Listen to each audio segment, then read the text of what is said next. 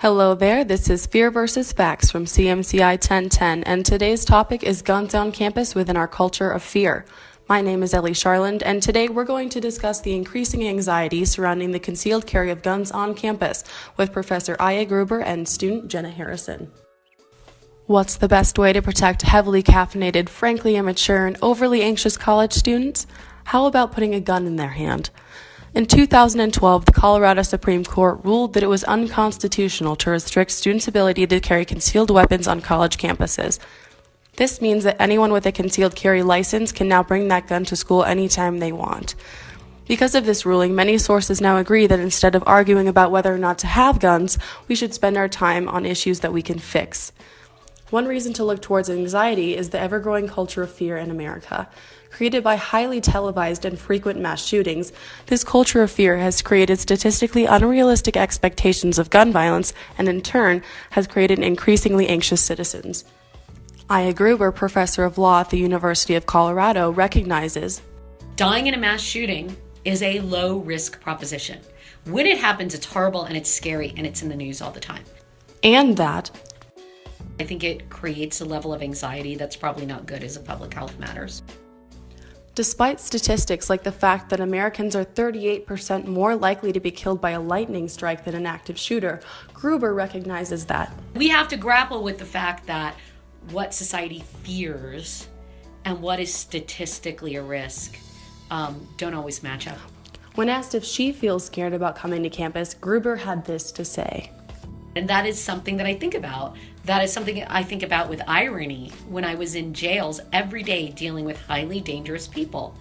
I had, I think, rightfully a feeling of being safer than from students. And I don't think teachers should feel that way. They shouldn't feel that, if I give a bad grade, I might be shot. Despite her underlying anxiety surrounding guns on campus, Gruber urges us to acknowledge the risks, mind the statistics, and work to reduce fear on campus. Next, we look to student Jenna Harrison, who was one of the many inside the University Memorial Center during the falsely reported shooting on October 5, 2016. After having had to flee the building amid mass chaos, she still experiences anxiety surrounding the event. I, amongst other friends, ran to meet Jenna after she had fled the building. She had had tears staining her cheeks and terror in her eyes. She had told me that running out of there was like a scene in a movie. Everyone started freaking out and running outside to the nearest door and dropping food everywhere and flipping tables just trying to get out.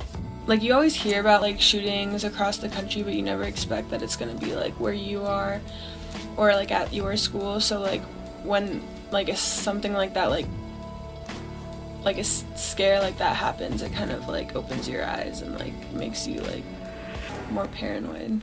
Every time I walk in the UMC now, it's actually when I hear loud noises in there, it brings back memories, and it's kind of it's weird, it creeps me out. When asked if the school had prepared her for such a scenario, Jenna replied, Absolutely not. A large portion of the school shared Jenna's opinion about how the university had handled the UMC situation. Since then, many have reached out to the university in hopes that they will better prepare their students for such events, or at the very least, provide appropriate accommodations, such as counseling, afterwards. Students, teachers, and intellectuals alike can all see the fear being caused by guns. Sometimes, like in the case of the University Memorial Center situation, panic ensues without a gun ever being in the room.